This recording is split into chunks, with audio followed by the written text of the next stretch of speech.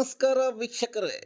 ಚಿಕ್ಕಬಳ್ಳಾಪುರ ಜಿಲ್ಲೆ ಚಿಂತಾಮಣಿ ತಾಲೂಕಿನ ಗಡಿ ಗ್ರಾಮವಾದ ಯನಮಲಪಾಡಿ ಕಾಲೋನಿಯಲ್ಲಿ ಡಾಕ್ಟರ್ BR ಅಂಬೇಡ್ಕರ್ ಅವರ 135ನೇ ಜನ್ಮ ದಿನಾಚರಣೆ ಆಚರಿಸಲಾಯಿತು. ಗ್ರಾಮದ ಕಾಲೋನಿಯಲ್ಲಿರುವ ನಿವಾಸಿಗಳು ಡಾಕ್ಟರ್ BR ಅಂಬೇಡ್ಕರ್ ಭಾವಚಿತ್ರಕ್ಕೆ ಪೂಜೆ ಸಲ್ಲಿಸಿ ಕೇಕ್ ಕತ್ತರಿಸಿ ಆಕಾಶದಲ್ಲಿ ರಂಗು ರಂಗಿನ ಚಿತ್ತಾರ ಮೂಡಿಸುವ ಪಟಾಕಿಗಳನ್ನು ಸಿಡಿಸುವ ಮೂಲಕ ಬಾಬಾ ಸಾಹೇಬ್ ಅಂಬೇಡ್ಕರ್ ಅವರ ಜನ್ಮ ದಿನಾಚರಣೆಯನ್ನು ಬಹಳ ವಿಜೃಂಭಣೆಯಾಗಿ ಆಚರಿಸಿದರು. ಕಾರ್ಯಕ್ರಮದಲ್ಲಿ ಹಿರಿಯರು, ಯುವಕರು, ಮಹಿಳೆಯರು, ಮಕ್ಕಳು ಪಾಲ್ಗೊಳ್ಳುವ ಮೂಲಕ ಬಹಳ ಉತ್ಸಾಹದಿಂದ ಆಚರಿಸಿದರಲ್ಲದೆ ಜೈ ಭೀಮ್, ಸಂವಿಧಾನ ಶಿಲ್ಪಿ ಅಂಬೇಡ್ಕರ್ ಅವರಿಗೆ ಜೈವಾಗಲಿ ಎಂದು ಜೈಕಾರ ಘೋಷಣೆಗಳು ಕೂಗಿದರು. ನೆರೆದಿರುವ ಎಲ್ಲರಿಗೂ ಕೇಕ್ ಮತ್ತು ಖಾರವನ್ನು ಹಂಚಿ ಸಂಭ್ರಮಿಸಿದರು. ಕಾರ್ಯಕ್ರಮದಲ್ಲಿ ಗ್ರಾಮದ YN ನಾಗರಾಜರವರು ಬಾಬಾ ಸಾಹೇಬ್ ಅಂಬೇಡ್ಕರ್ ಅವರ ಜೀವನ ಚರಿತ್ರೆ ಮತ್ತು ಅವರ ಸಾಧನೆ ಬಗ್ಗೆ ಚುಟುಕಾಗಿ ತಿಳಿಸಿಕೊಟ್ಟರು. ಈ ಸಂದರ್ಭದಲ್ಲಿ ಶಿಕ್ಷಕ ಮುನಿಸ್ವಾಮಿ, ಕೋನಪ್ಪ, ವೆಂಕಟರಮಣ, ರಾಮಾಂಜಿ, ಶ್ರೀನಿವಾಸ, ರಮೇಶ್, ನರೇಂದ್ರ, ಶಂಕರ, ಖಜಾನ್ಸಿ ವೆಂಕಟರಮಣ, ಡ್ರೈವರ್ ನರಸಿಂಹ, ರಮಣ ಮತ್ತಿತರರು ಉಪಸ್ಥಿತರಿದ್ದರು. ಜೈ ಭೀಮ್, ಜೈ ಭೀಮ್, ಜೈ ಭೀಮ್, ಜೈ ಭೀಮ್, ಜೈ ಭೀಮ್, ಜೈ ಭೀಮ್, ಜೈ ಜೈ ಭೀಮ್, ಜೈ ಜೈ ಭೀಮ್, ಜೈ ಜೈ ಭೀಮ್, ಜೈ ಜೈ ಭೀಮ್, ಜೈ ಭೀಮ್, ಜೈ ಭೀಮ್, ಜೈ ಜೈ ಭೀಮ್, ಡಾಕ್ಟರ್ BR ಅಂಬೇಡ್ಕರ್ ಅವರಿಗೆ, ಡಾಕ್ಟರ್ BR ಅಂಬೇಡ್ಕರ್ ಅವರಿಗೆ, ಡಾಕ್ಟರ್ BR ಅಂಬೇಡ್ಕರ್ ಅವರ 135 ದಿನಾಚರಣೆಗೆ, ಡಾಕ್ಟರ್ BR ಅಂಬೇಡ್ಕರ್ ಅವರ 135ನೇ ಜನ್ಮ ದಿನಾಚರಣೆಗೆ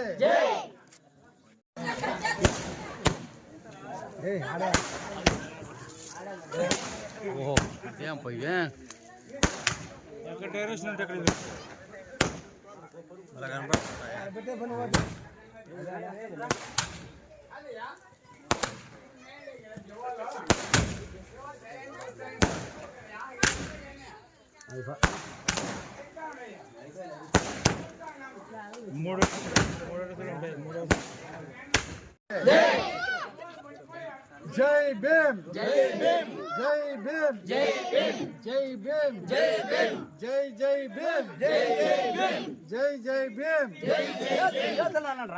జై జై భీమ్, జై భీమ్, జై భీమ్, జై జై భీమ్, డాక్టర్ BR అంబేడ్కర్ ಅವರಿಗೆ, ಡಾಕ್ಟರ್ BR ಅಂಬೇಡ್ಕರ್ ಅವರಿಗೆ,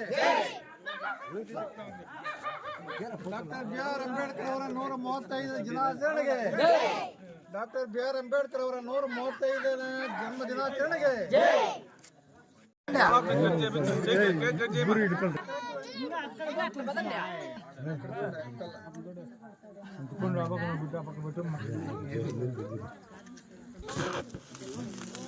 ತಪ್ಪಲ್ಲ ಕೊಟ್ರೆ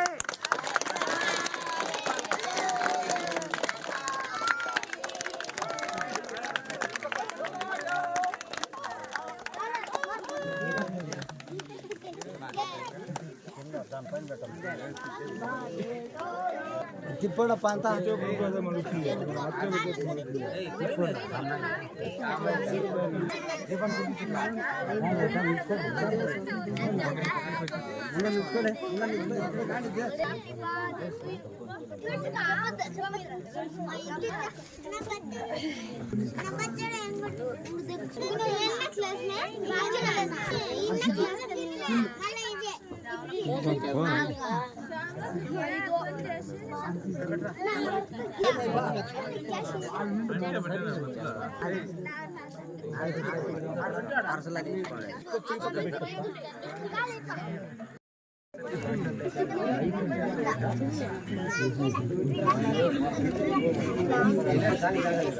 సైడ్లో కాదు నేను ఎత్తుగా చెప్పండి తప్పాలి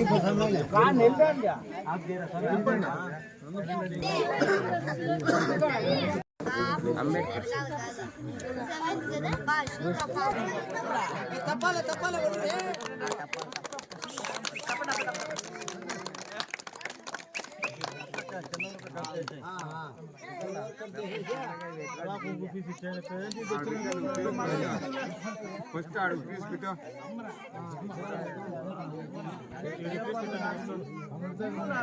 చెప్తాడు మళ్ళా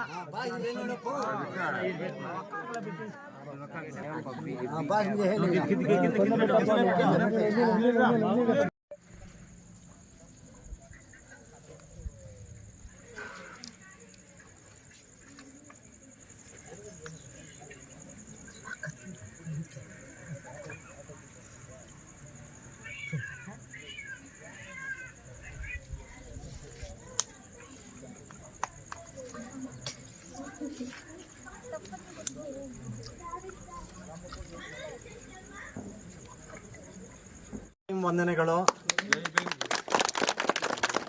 ಯನಮಲಪಾಡಿ ಗ್ರಾಮದ ಜನತೆಗೆ ಎಲ್ಲರಿಗೂ ಸಹ ಕೂಡ ಜೈ ಭೀಮ್ ವಂದನೆಗಳು. ಡಾಕ್ಟರ್ BR ಅಂಬೇಡ್ಕರ್ ಬಗ್ಗೆ ಒಂದು ಸ್ವಲ್ಪ ಕಿರುಪರಿಚಯ ಮಾಡಿಕೊಡ್ತೀನಿ.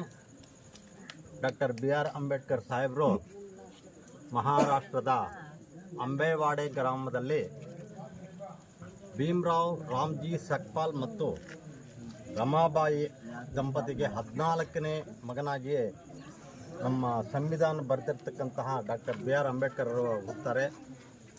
ಅವರು ನನಗೆ ತಿಳಿದ ಮಟ್ಟಿಗೆ ಪ್ರಪಂಚದಲ್ಲಿ ಯಾರೂ ಸಹ ಕೂಡ ಅಷ್ಟೊಂದು ಓದಿರಲಿಲ್ಲ.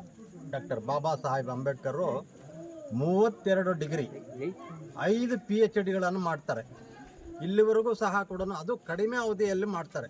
ಇಷ್ಟು ಸಾಧನೆ ಮಾಡಿರ್ತಕ್ಕಂಥ ಅವರು ಅಲ್ಲಿ ಗಣ್ಯರು ಅಂತಂದರೆ ನಮ್ಮ ಬಾಬಾ ಸಾಹೇಬ್ ಅಂಬೇಡ್ಕರ್ ಅವರು. ಅಂಬೇಡ್ಕರ್ ಅಂತಂದರೆ ಕೆಲವರೆಲ್ಲ SC ST ಜನಾಂಗಕ್ಕೆ ಮಾತ್ರ ಸೀಮಿತ ಅಂದ್ಕೊಂಡಿದ್ದಾರೆ. ಅದು ತಪ್ಪು ಕಲ್ಪನೆ.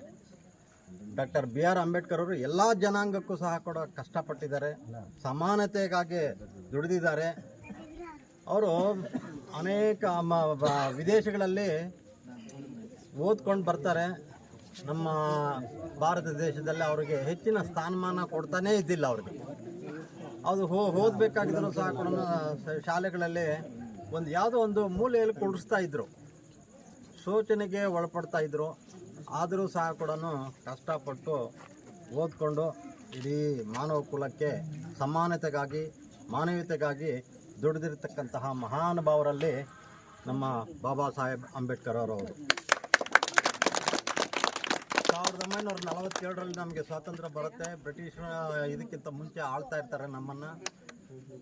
1947ರಲ್ಲಿ ಸ್ವಾತಂತ್ರ್ಯ ಸಿಕ್ಕಿದೆ ನಿಮಗೆ ಅಂತ ಹೇಳ್ತಾರೆ ಬ್ರಿಟಿಷರು. ಆವಾಗ ಆಳ್ವಿಕೆ ಹೆಂಗೆ ಮಾಡಬೇಕು ಅದು ಗೊತ್ತಿರಲಿಲ್ಲ. ತದನಂತರ ಆಗಿನ ಪ್ರಧಾನಮಂತ್ರಿ ನೆಹರು ಅವರು ಬ್ರಿಟಿಷ್ ಹತ್ರನೇ ಹೋಗಿ ಕೇಳ್ತಾರೆ, ಏನು ಸಂವಿಧಾನವನ್ನು ಯಾವ ರೀತಿ ರಚನೆ ಮಾಡಬೇಕು, ಇದನ್ನು ನಮಗೆ ಬರ್ಕೊಡಿ, ನೀವು ನಾವು ಆಳ್ವಿಕೆ ಮಾಡ್ತೀವಿ ಅಂತ ಕೇಳ್ಕೊಳ್ತಾರೆ. ಆದರೂ ಸಹ ಕೂಡ ಆ ಟೈಮಲ್ಲಿ ಅವರೇ ಹೇಳ್ತಾರೆ, ನಿಮ್ಮಲ್ಲಿದ್ದಾರೆ, ನಿಮ್ಮ ಭಾರತ ದೇಶದಲ್ಲೇ ಓದಿರ್ತಕ್ಕಂಥ ಸಂವಿಧಾನದ ಬಗ್ಗೆ ಅರಿವು ಇರ್ತಕ್ಕಂಥವ್ರು ಒಬ್ಬರು ಇದ್ದಾರೆ, ಅವರೇ ಡಾಕ್ಟರ್ ಬಾಬಾ ಸಾಹೇಬ್ ಅಂಬೇಡ್ಕರ್ ಅವರು. ಅವ್ರ ಹತ್ರ ಹೋಗಿ ನಿಮಗೆ ಎಲ್ಲ ಸಹಗಳನ್ನು ಅನುಕೂಲ ಮಾಡಿಕೊಡ್ತಾರೆ ಅಂತಂದು ಕೇಳಿದಾಗ ಆಮೇಲೆ ಅವ್ರನ್ನ, ಯಾಕೆಂದರೆ ಇವರಿಗೆ ಮುಜುಗರ, ಯಾಕೆಂದರೆ ಇವರು ತುಂಬ ಕೀಳ್ಮಟ್ಟದ ಜನ ಅಂತ ಅವರು ಅಂದ್ಕೊಂಡಿದ್ದಾರೆ. ಬಟ್ ಆದರೂ ಸಹ ಕೂಡ ವಿಧಿ ಇಲ್ಲ, ಹೋಗಲೇಬೇಕು. ಸೊ ಲಾಸ್ಟಿಗೆ ಕೊನೆ ಕ್ಷಣದಲ್ಲಿ ಎಲ್ಲರೂ ಹೋಗ್ತಾರೆ, ಕೇಳ್ತಾರೆ. ಆಯಿತು ಅಂತ ಒಪ್ಕೊಂಡು ಬಾಬಾ ಸಾಹೇಬ್ ಅಂಬೇಡ್ಕರ್ ಕಷ್ಟಪಟ್ಟು ಹಗಲಿರುಳು ದುಡಿದು ಸಂವಿಧಾನವನ್ನು ರಚನೆ ಮಾಡಿ ಕೊಡ್ತಾರೆ. ಅದು ಅನುಷ್ಠಾನಕ್ಕೆ ತರ್ತಾರೆ. ತದನಂತರದಲ್ಲಿ ಈ ನಾವು ಇವತ್ತು ಇಲ್ಲಿ ಇರಬೇಕಂದ್ರೆ ಡಾಕ್ಟರ್ ಆಗಿರಲಿ, ಇಂಜಿನಿಯರ್ ಆಗಿರಲಿ, ಟೀಚರ್ ಆಗಿರಲಿ, ಸೈಂಟಿಸ್ಟ್ ಆಗಿರಲಿ, ಇಷ್ಟೆಲ್ಲ ಮಾಡಬೇಕಾಗಿದ್ದರೂ ಸಹ ಕೂಡ ಕಾರಣರು ಡಾಕ್ಟರ್ ಬಾಬಾ ಸಾಹೇಬ್ ಅಂಬೇಡ್ಕರ್ ಅವರು. ಪ್ರಧಾನಮಂತ್ರಿಗಳಾಗಿರ್ಬೋದು, CM ಆಗಿರ್ಬೋದು, ಇದಕ್ಕೆಲ್ಲ ಮೂರನೇ ಕರ್ತರು ಅಂತಂದರೆ ಡಾಕ್ಟರ್ ಬಾಬಾ ಸಾಹೇಬ್ ಅಂಬೇಡ್ಕರ್ ಅವರು. ಸಂವಿಧಾನ ನಮಗೆ ರಚನೆ ಮಾಡಿಕೊಟ್ಟು ಆ ಒಂದು ಇದರಲ್ಲಿ ಆ ನಿಟ್ಟಿನಲ್ಲೇ ನಾವೇ ನಡ್ಕೊಂಡು ಹೋಗ್ತಾ ಇದ್ದೀವಿ, ಆ ಒಂದು ಮಾರ್ಗದರ್ಶನದಲ್ಲಿ ನಾವು ಹೋಗ್ತಾ ಇದ್ದೀವಿ. ನಾನು ತಮ್ಮೆಲ್ಲರಲ್ಲೂ ಸಹ ಕೂಡ ಕೇಳ್ಕೊಳ್ಳೋದಂತಂದರೆ ಮಕ್ಕಳಿಗೆ ಎಜುಕೇಟ್ ಮಾಡಬೇಕು. ಫಸ್ಟು ಎಜುಕೇಟ್ ಮಾಡಿಬಿಟ್ಟು ಮಕ್ಕಳಿಗೆ ಚೆನ್ನಾಗಿ ಓದಿಸ್ಬೇಕು ಅಂತ ಕೇಳ್ಕೊಳ್ತಾ ಜೈ ಭೀಮ್.